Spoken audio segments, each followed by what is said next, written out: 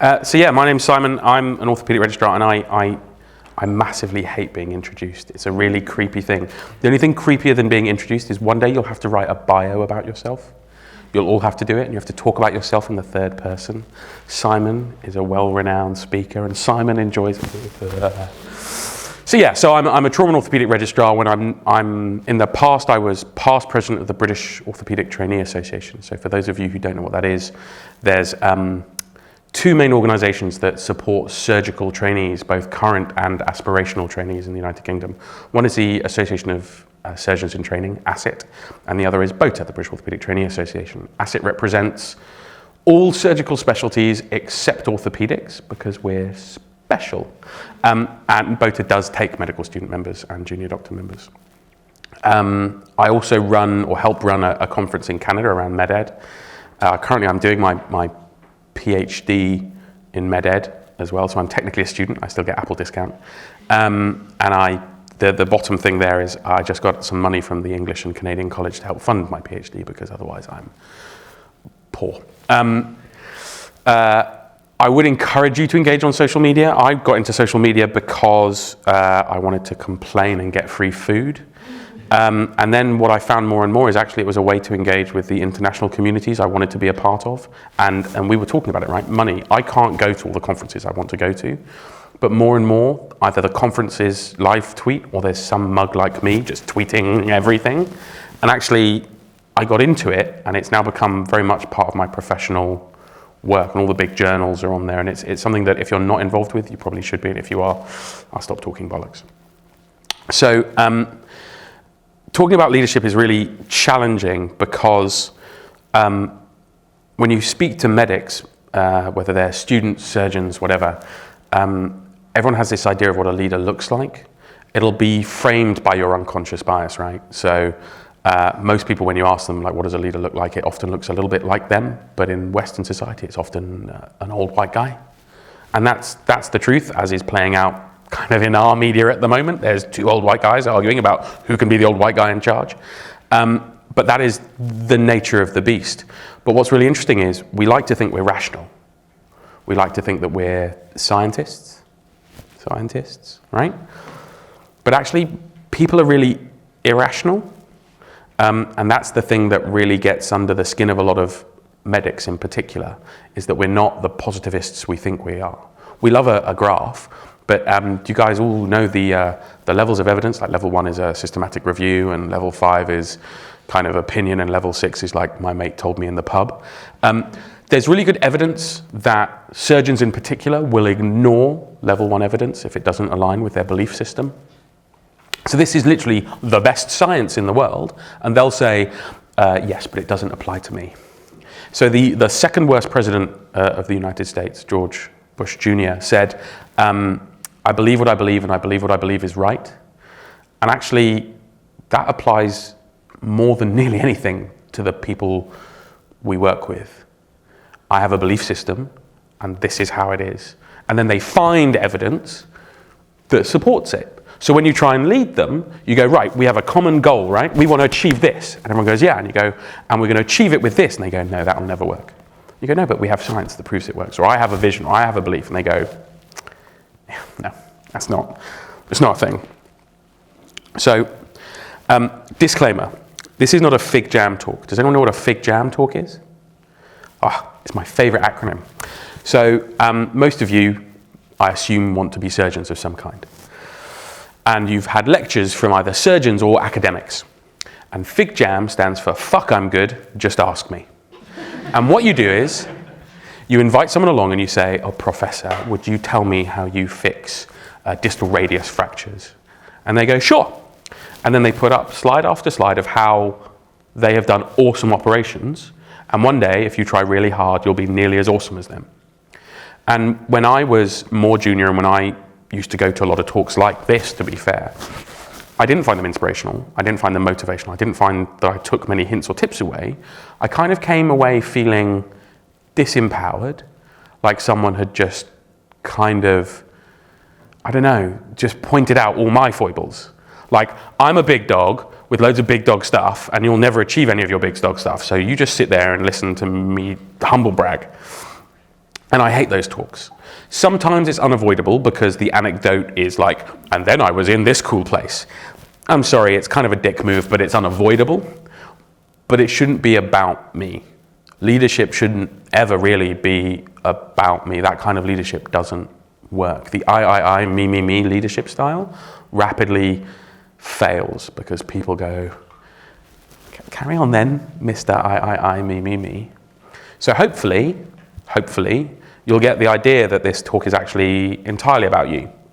And I'll say some stuff that you disagree with, I hope. I'll say some stuff that you agree with, I hope. If you really disagree with it, call me out on it. If I put my foot in it, which I often do, definitely call me out on it. I'm trying to do better. I relentlessly try to do better, but I cock up all the time. And I promise you, I will cock up this evening, and I will cock up until the day I die. All I need is for someone to be like, you keep using male pronouns, and I just need you to fucking stop. And I'll be like, I'm very sorry, I'm doing it better, so bear with. So this is my first slide. It's probably the most important slide of the talk. The first time I used this slide, I was giving a leadership talk at the Royal Society of Medicine, where you have to provide your slides in advance. And I had a theory that they never looked. That it was just like a thing that they wanted to upload on their server or what have you, and it wasn't a thing that they actually ever reviewed. So I had an hour slot, like I do this evening, to give a leadership talk, and I only used one slide, and it was this. And I talked continuously, just with this in the background. And you saw the chap who was like in the little audio-visual room at the back, literally kind of look up from whatever he was doing, and you could just lip read him going, fuck. And because of course everyone was doing exactly what you're doing with like phones out, and I was like, and then there was a lot of baby shark chat on Twitter, and it all kind of lost its way. But this is something I feel very passionately about, and it's because, and we were talking about this before I started talking, one of the big things that you find in leadership, whether you're a trainee or whether you're a student, is the infantilization of us as a profession. And actually, it never ends. And it's one of the things we're working very hard to challenge, and actually the most important people for challenging it is you. Because I when I was a student, I had ideas, many of which revolved around the Students' Union, but some of them revolved around other non-fun related things. And I would always get told, well, the problem is you're a student. It's a really good idea, and what you should do is wait until you get your MBBS, or wait until you qualify, or wait until you're a final year, or wait until you've got this kind of support, or wait until you've got this kind of person on your team. And so I did, I waited. And then I kind of qualified, and I was like, right, now I'm going to do stuff. And people were like, yeah, but here's the thing. You're only an F1, so bide your time, settle in, let the dust settle, find your feet, learn what it is to be a doctor. And maybe when you're a core trainee, then you can start doing it, right? Because you'll have your MRCS, and okay. And then I became a core trainee, and I got my exam, and I was like, right, now, and people were like, but the problem is you don't have your training number yet. And you've not worked in very many places. You don't really get what orthopedic. And I have friends now who are consultants. And they literally have people come up to them and go, you've not been a consultant for 5 years. When you've been a consultant for 5 years, then you'll understand. And there's times when I've had conversations about things that I think are really obvious, like we shouldn't have as much racism at work. And it's not just that you get pushback from it, it's the way it's delivered. It's, well, what you don't understand is medicine's really stressful, and sometimes when we're stressed, we just say bad things. And you're like, yeah, but when I'm stressed, I don't hate black people, and I don't think stress should excuse that, actually. I think stress can sometimes excuse the loss of social niceties, but I don't think it should excuse homophobia or racism or any of the behaviors that you're saying stress excuses. And then they run out of little infantilizing things they can say, like, well, one day you'll understand. Because you're like, I don't think it's got anything to do with that. I think if you turned around to a 12-year-old and said, is it okay to be mean to people when you're tired? They'd go, no, my mum and dad say you should be nice to people, right? So when you have professors going, well, actually, I'm very busy, so I can be an asshole, you're like, well, I don't think so.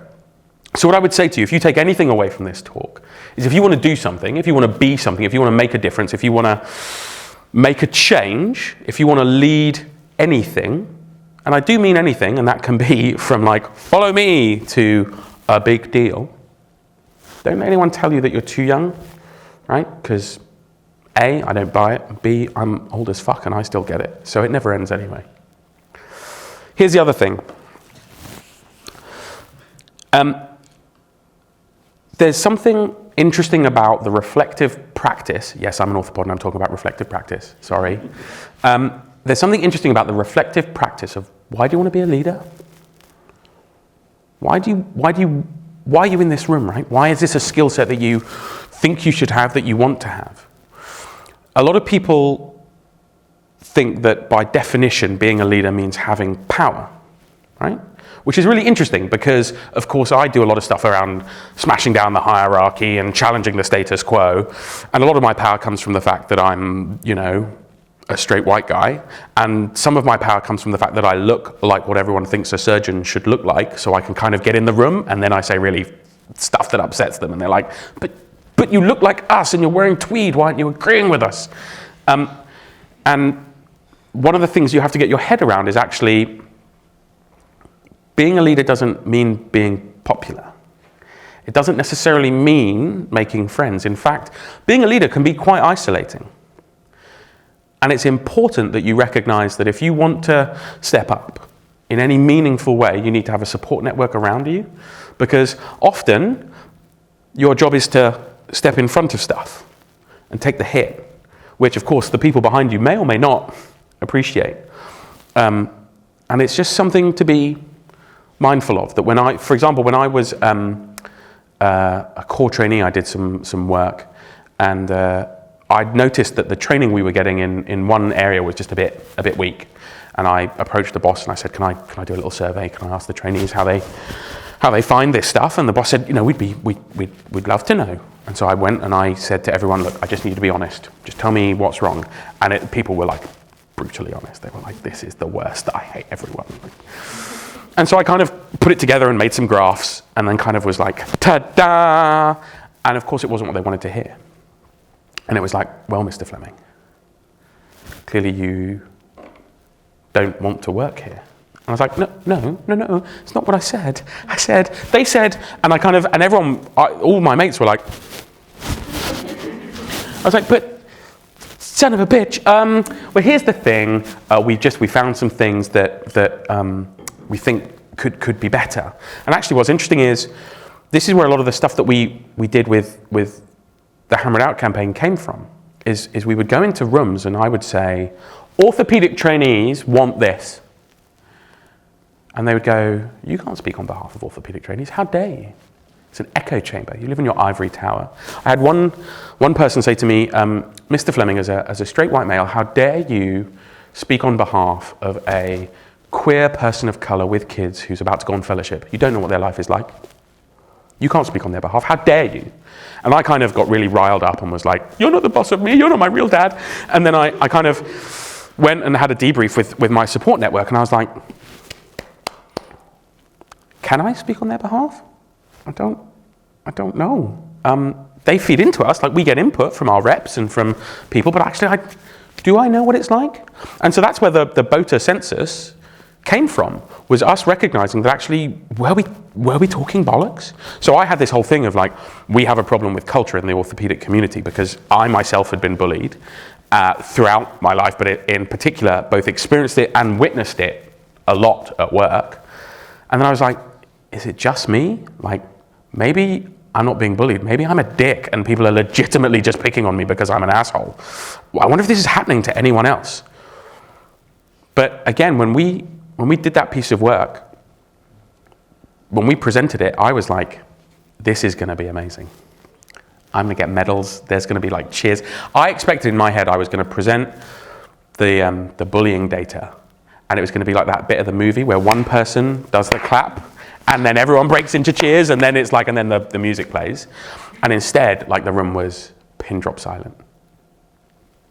Because I started my anti-bullying talk. You've got to imagine a room about this size, except it's full And there's people standing at the back, and they're all orthopedic consultants or professors, except for the ones who are the presidents of international orthopedic societies. And I stand at the front, and I say, I'm a bully. I make people feel shitty about themselves.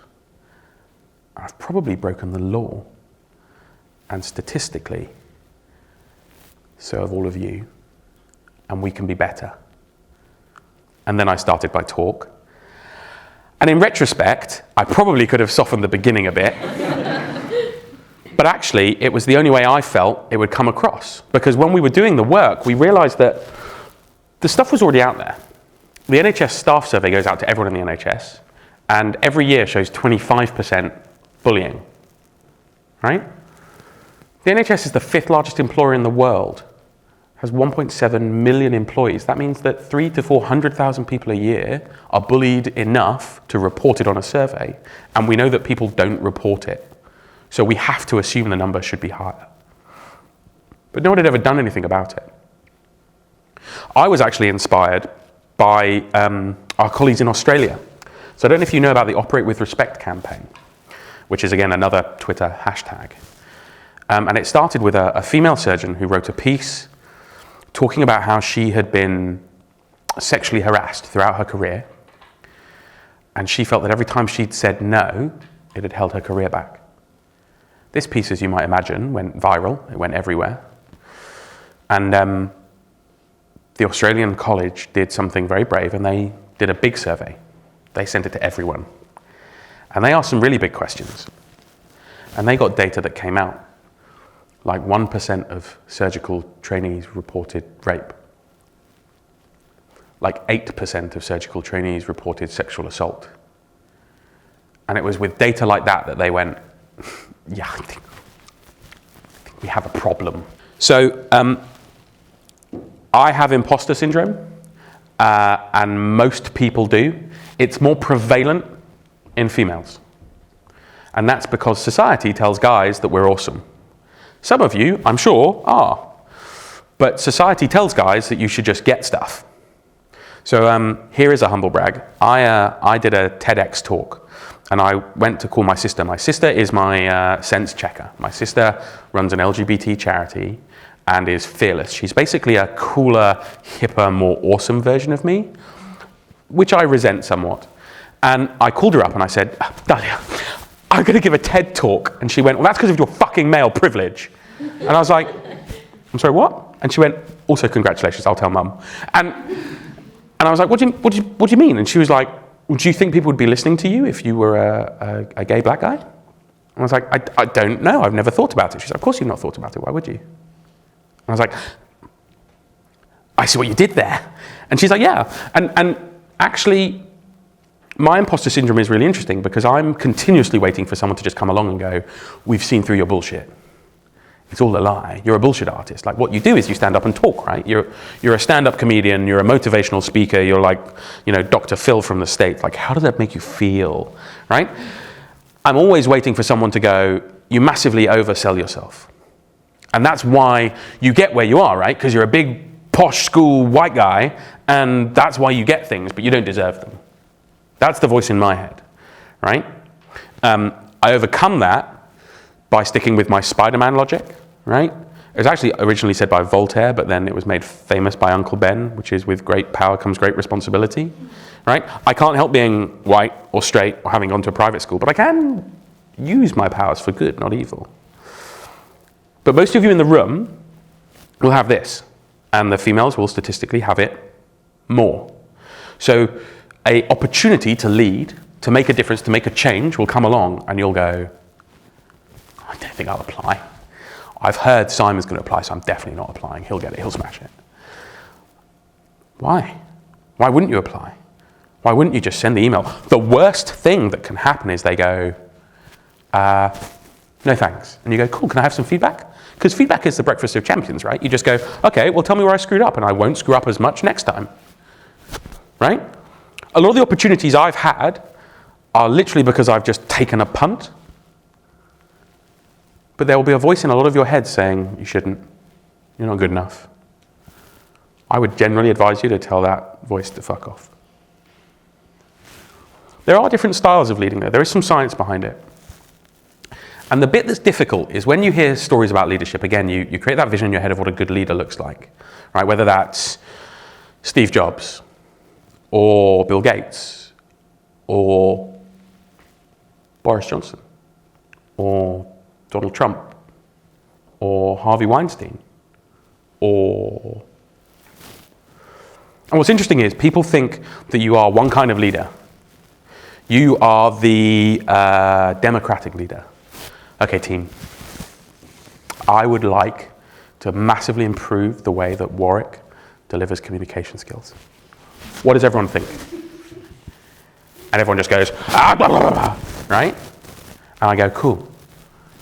Thanks. And then what? Right? And what's interesting is you have to have all these different skills in your armamentarium. Because whether it's leadership in a clinical setting or leadership in a political setting or leadership even in your friendship group, sometimes you kind of need to be commanding, right? If you clutch your chest and fall over and hit the ground, I'm not going to turn around to everyone and go, now how do people feel about CPR? Are you comfortable? Are you comfortable doing CPR? Is that okay? I'm going to be like, so what I need you to do is do chest compressions. I need you to call 999. I want you to be controlling her airway and make sure. And that's okay. It's not rude, but it wouldn't be as appropriate if I was like, and I want a milk and 2 sugars, and I want a biscuit, and right? I wouldn't actually, to be fair, I did get brought a coffee, and I don't care. It worked. But actually, there is something to be mindful of the situation at which point each leadership skill is useful. Some will come more naturally to you. Some, not at all. I unashamedly have been on multiple leadership courses, and I would encourage you to do so, right? There's no shame in it. Some of them feel a bit kumbaya-y, right? Because they make you do all these weird leadership tests, and you get told, well, you are a shark with underscores of turtle. And you're like, I do not. I'm a Leo, and I like long walks on. But actually, the more of them you do, the more you start to get a feel for what kind of leadership style you're comfortable with, what you're less comfortable with, what you need to work on, which ones you use in which situations, and when they work, right? Because again, visionary leaders can be good or evil. So actually, interestingly, if you look at it, Margaret Thatcher, Donald Trump, they're also kind of visionary leaders. So was Hitler. They had a vision, and they brought everyone along with them. Right? They made America great again. They brought people along with them. And again, it's about how you use those skills to make things better that makes a difference. Because this is the interesting thing, right? I didn't call my talk how to be a good leader or how to be a bad leader. I just said how to be a leader, right? What you do with it is very much up to you. I was at a debate once where there was a whole thing, and the topic was, this house believes we shouldn't teach leadership skills to medical students. And the guy arguing against it said, not everyone should be a leader, and we shouldn't give the power to control people to everyone, because some people are just dicks, right? You know what we should do? We should just go sniff glue. I really don't want to sniff glue. Yeah, you do. Look, I'll explain to you why we should sniff glue, right?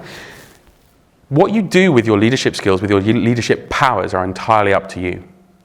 I would hope you would mostly use them for good, but, you know.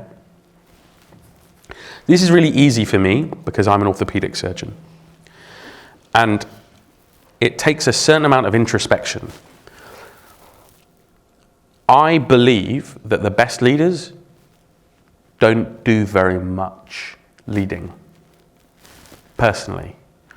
I get great joy in putting a team together of people who are much better than me and empowering them, right? But that goes against a lot of the stuff that we're taught in medical school, because in medical school we're told we're meant to be like polymaths, right?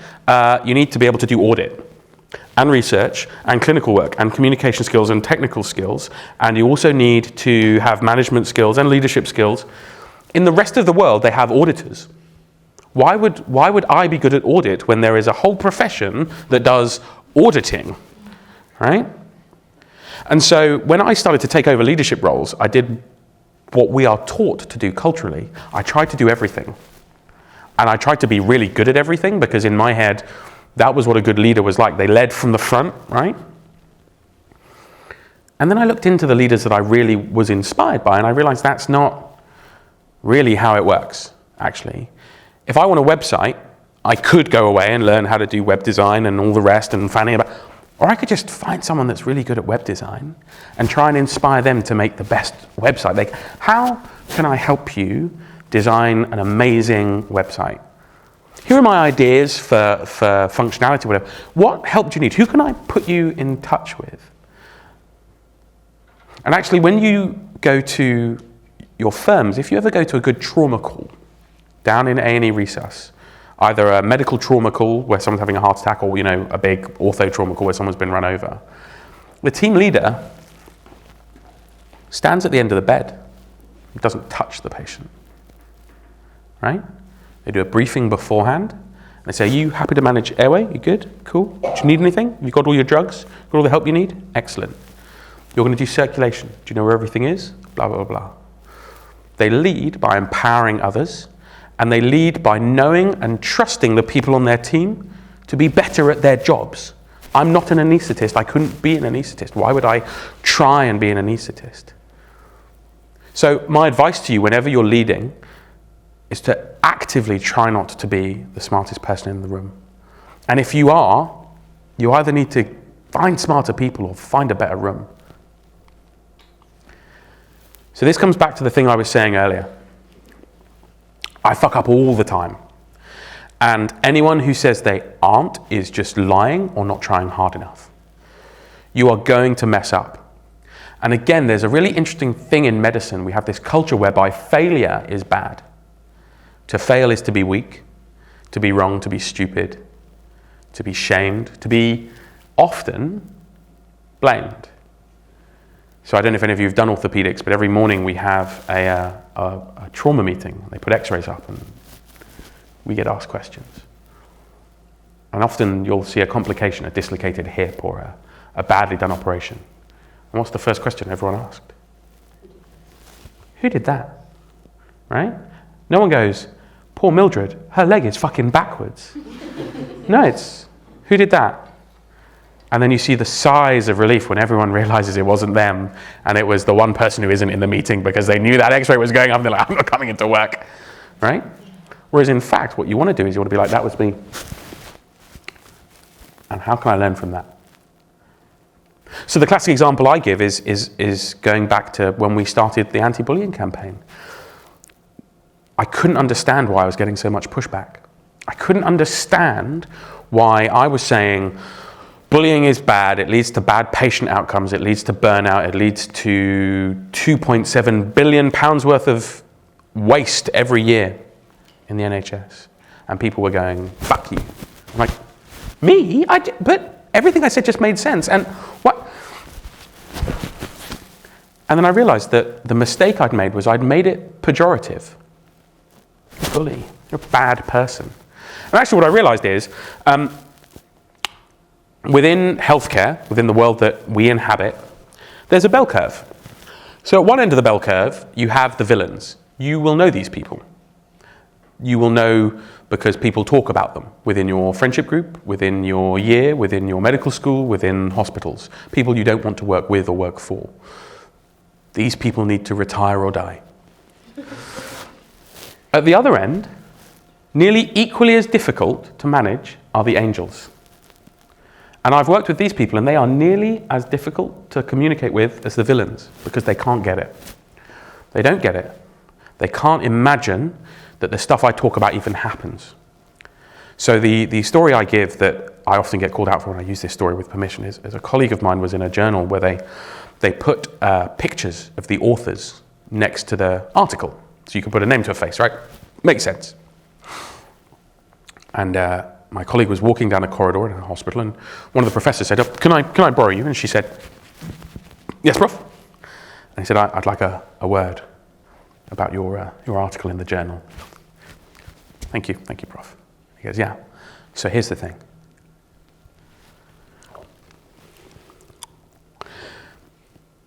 At least back in the olden days, if I did have to hire women, they were at least attractive. And it's bad enough seeing ugly women at work, but to have to see your face on my coffee table at home is beyond the pale. And he then went into a diatribe about what an awful person she was, until he was dragged away by his fellow, who later went on to write an open letter to the department describing why they had a problem and they needed to sort their fucking lives out. And I tell that story to rooms full of orthopedic surgeons, and they go, bullshit. Well, actually, what's interesting is, most of them do what you did. There's an intake of breath, and then it starts to sound like stuff that you could probably imagine someone. You have an image of someone in your head who probably would or has said something like that at some stage. But there are a core of people that just don't believe it. They're like, Mr. Fleming, you need to not lie. I'm like, I'm not lying, it's a thing. No, human beings don't talk to other human beings like that. No, but they literally do. No, they don't. No, but they, I see, okay, fine. And then you've got the middle of the bell curve. And that was my mistake. I didn't realize that what I was doing was finger wagging. I was bollocking people. And it's because it's scary. Change is loss. What are they losing that we're asking them to change? If you're leading them to the edge of some precipice, what are they going to lose? Are they going to lose power, prestige, self-respect, time, money? Are they going to lose their sense of self, of their identity? I'm a surgeon, I'm an orthopedic surgeon. This is how orthopedic surgeons behave. This is how vascular surgeons behave. This is how cardiothoracic surgeons behave. And that was my biggest mistake that I made, was expecting everyone to get what I was talking about, because it was so obvious. But don't be afraid to fail, because actually, by making that mistake and then reflecting on it, it completely changed the way I ended up doing everything I'm doing. Because I started very much being on my soapbox. You're all bad people, you need to fucking stop it, or I'll spank you, fucking behave. And it just didn't work. It just didn't work. And actually that mistake showed me that what I had to do was have conversations with people and unpack their why. Why is this a problem? Why do you think these behaviors exist? Why should you change? Why can we change? And more importantly, how can I help you? And it completely changed the way I worked. And it's because I screwed up and I kept screwing up. Because the other thing you need to be aware of is, I love this phrase, but change is not just loss, but there are some really interesting unintended consequences. And again, it's a mistake I made. So I am your medical student, so hopefully you'll get this. Do you still play I have never, or never have I ever? The drinking game, right? Good. I was asked by the Royal College of Surgeons of Edinburgh to run a workshop. So I created a workshop called I Have Never Been a Bad Trainer. And I proposed it as a workshop to be done just before the formal dinner. So I was like, we can totally do shots, it'd be great. And I had like a thing where like, if you were on soft drinks, you could still do shots, but it would be like Red Bull or something a bit grim, like, you know. And they were like, yeah, we're not doing that. So I changed it so that it was a workshop whereby you put sad face stickers on your face if you had done it. And like a bit like the rules I played at medical school. I was like, you know, if you're the only person who's done it, you have to stand up and do a Jackanory. You have to tell everyone the story of. And my first one was around, I have never used an inappropriate term for a colleague at work. And of course, they're just a pretense to start discussion, right? To start debate. So they go, everyone goes, well, what do you mean? And I go, okay, what about mate? I'm a registrar, can I call the boss mate? Bit of a discussion. Can the boss call me mate? Bit of discussion. Can the medical student call you mate? More discussion. Lot more discussion. What about patients though? Huge amounts of discussion. I'm not their mate. They need to respect me. Okay, not mate. Okay, now what about darling? When is that appropriate? What about with old ladies? So old ladies it's okay, but not medical students. And I kind of, it was a very obvious thing and they could see where it was going, right? And I escalated and I was like, well, let's start at the extreme, right? Who can I call sugar tits? And everyone's like, blah, blah, blah, and you're like, right, okay, that's bad. Now let's work our way down. And then we got to where I wanted to go, which was hierarchy. And I said, well, what about just names? So when is it inappropriate to call me Simon? And everyone goes, what? Yeah, I went, who can call me Simon? And who can call you, James or Tom, Susan? And we had a loaded debate about when it was okay, and it was interesting because people were saying, I'm okay with my registrar doing it. I often invite them to do it, but I'm not okay. I ask the students to call me by my first name, but they never do because it's difficult for them and it's awkward. And then when they do, I'm a bit like, fuck you, I'm a professor. And then actually there was a professor sat there who'd been quiet the whole time, and he kind of hadn't said anything, and he'd not played the game. And he went, Mr. Fleming, a word, please. Yeah. And he goes, I'm Professor so-and-so, and I've worked very hard for my title. I expect you to call me such. It's a sign of respect. I said, okay. So if I was working for you, if I said to you, at all times you are to refer to me as Mr. Fleming and only Mr. Fleming, what would you think? And he said, well, I would think you were an arrogant and supercilious little man. And I was like, I think you've made my point for me. And he kind of went really quiet, and then there was like some laughter, and then you could see the cogs turning, so I kind of changed the subject, and you could see how I make friends. And afterwards, I was kind of really pleased with myself, and I really felt like I'd challenged the room's ideas and beliefs. And someone came up to me and said, yeah, you fucked me. And I was like, I'm sorry, what? And she said, you've not thought this through. I was like, how have I not thought this through? And she goes, well, imagine you're a female professor. And I was like, okay. And she's like, now imagine that you are a person of color and you're from the LGBT community and you're a female professor. It's like, oh, okay. And she goes, and now imagine that a white guy says, we're not calling anyone by their titles anymore. I'm Simon and you're Susan now. And I was like, okay. She goes, fuck you. And I was like, I'm sorry, what? And she was like, so my gender has been fighting for how long to get into medicine, let alone get a professorial chair? What about people who are LGBT? What about them? How long have they fought to get any sort of recognition? And you, who have never been mistaken for the cleaning lady, who have never been mistaken for a nurse, are saying that you're okay with everyone just calling you Simon because everyone will just know that you're the surgeon, right? And I was like, but I'm challenging hierarchy. I'm on your side. And she's like, you've not thought this through. And I was like, you know what, yeah, you're right. What I probably need to do is have a really nuanced conversation with individuals about how we do this title thing. So again, it's not that change is bad, and it's definitely not that we should just stick with the status quo. But if you're going to be the leader, you have to be aware that you're going to have those really difficult conversations, because what you want to say is, new rule, no hierarchy, everything's good. And I promise you that'll last until your first interaction with someone who's like, fuck you and your new plan. But here's the other thing. And this is a really tough one because it can come across as arrogant. And interestingly, whenever I put this slide up, I try and gauge the room, and the body language from female trainees versus male trainees is always very different, because there is something to be said for not just wanting to be in the room. It's okay to want to be at the head of the table. It's not only okay, but actually if there's something you feel passionately about, it's okay to really work really hard to be at the head of the table, and to recognize that if you really want to lead, it's okay to want to step up. It's okay to want to fight the good fight, and it's okay to want to be in charge, because actually that is how you change things. It's quite liberating to be on the outside being like, all you guys are assholes, bye! But actually if you want to change something, yeah, you've got to be in the room. You've got to be in the meeting, having your voice heard and leading in that way. And sometimes, eventually, you end up chairing the meeting. And then, of course, everything flips, because suddenly you go from like, I'm going to preach and advocate and stand on my soapbox to, well, I'm at the head of the meeting now, and I remember what Fleming said about the smartest person thing, so I guess I'll just shut the fuck up and let everyone else shout and talk, and while I listen and take it all in. But you've got to be in the room. Because here's the thing, and here's what I'm going to end on. It's only a matter of time before all the stuff I'm talking about around culture becomes old hat, right? 30 or 40 years ago, drink driving was just driving. You used to have one for the road. It was perfectly normal. My dad talks about driving home with his boss. He was a medic. And his boss was working the pedals with his hands because Dad was steering, because they were both that smashed.